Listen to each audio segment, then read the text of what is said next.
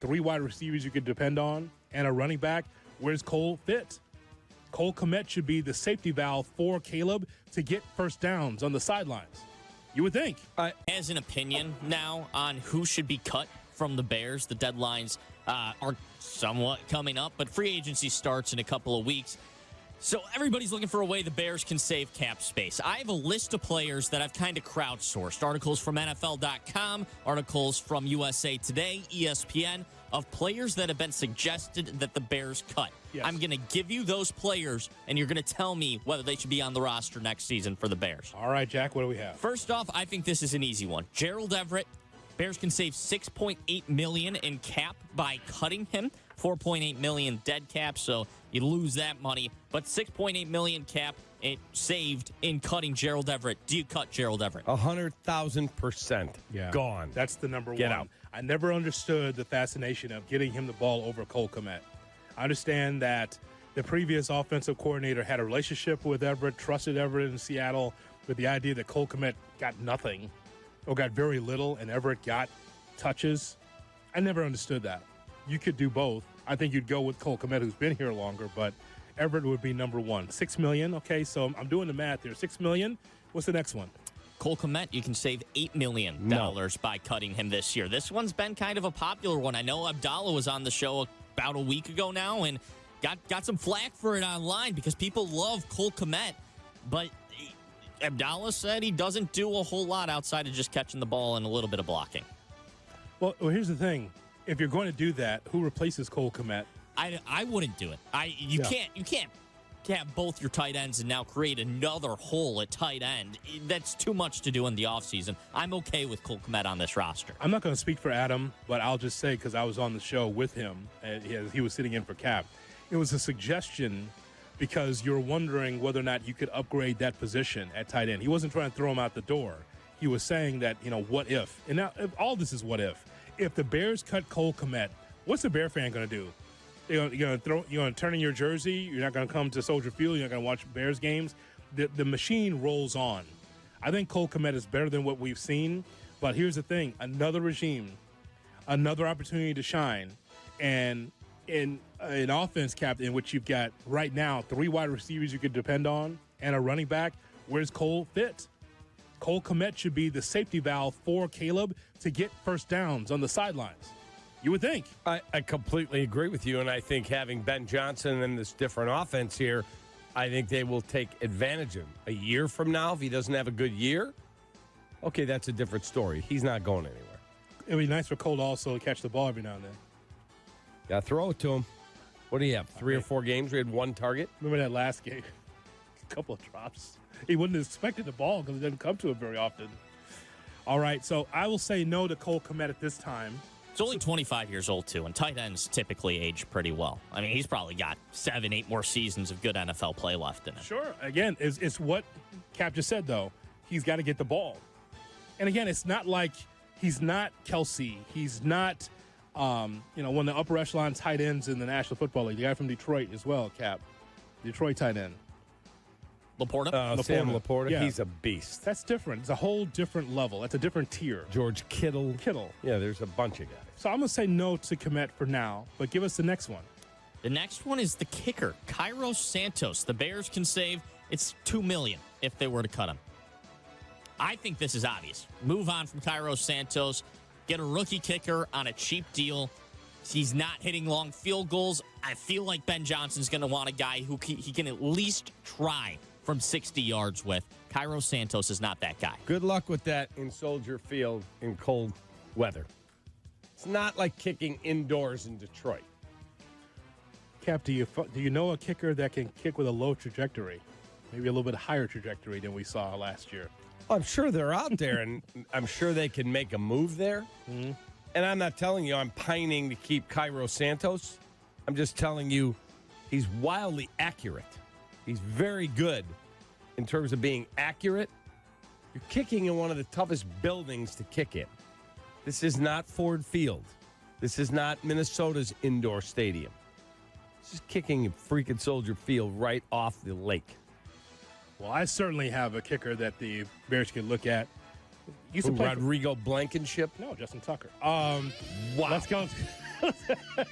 What about Tucker? Oh, my toe. Oh, could someone rub my toe, baby? Rub my toe, baby. Play for anything. Just make sure you have a nice masseuse. Oh, no! Get out! Hey, if Deshaun Watson can get another shot, you know he might be out of football, Cap? Who, Tucker? No, like Deshaun. Watson. Yeah. He could be like out of football. He could be. Oh, my God. Right. So you know what that means, Jay Moore? If he's going to be out of football, more than likely a SWAC or MEAC job for Deshaun Watson pretty soon. No question. That's how that works. And the head coach is Deshaun Watson, and the other head coach is Michael Vick. Oh, my God. Nah, man. Deshaun Watson and Tucker. Well, the Pornhub right in the middle of the 50-yard line. The insignia right there. Pornhub Bowl. Wow. Cairo Santos, though, man. Listen.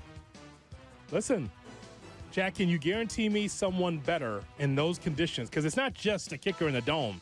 It's someone in those swirling conditions. If you can guarantee me that, then I'll take off the $2 million. Yeah, I can't guarantee you that you're going to get a kicker that knows how to kick in Soldier Field, but I can guarantee you that you can get a kicker who can kick farther than Cairo Santos. It's not like he was crazy accurate last year anyways. He was at, what, like 84%, which is solid, but not crazy good. He may get cut. I'm not pining to keep him. It's just everyone thinks these guys that kick from 60 yards grow on trees, and they're kicking at Soldier Field. A little different. Santos, $2 million. Next one. I got $8 million so far. The next NFL.com suggests that the Bears cut one of their middle linebackers, either Tremaine Edmunds or TJ Edwards. They can save $4 million by cutting Edmunds. They can save $6 million by cutting Edwards. I would consider Edmunds. I wouldn't necessarily do it, but they suggest you cut your middle linebackers, maybe create a hole there to build more on the offensive and defensive lines. Okay, what did you say with Edmunds? How much? 6? Edmunds would save 4. Edwards would save 6. 4, 6. Okay, that's $10 million. I need to know what kind of defense they're running, Cap. Do you need 3 linebackers in this offense, in this defense? What are the Bears running defensively that's different from under Eberflus? I don't know. I don't know what they're running. But I'm not getting rid of TJ Edwards. I am not. Edmunds? Maybe.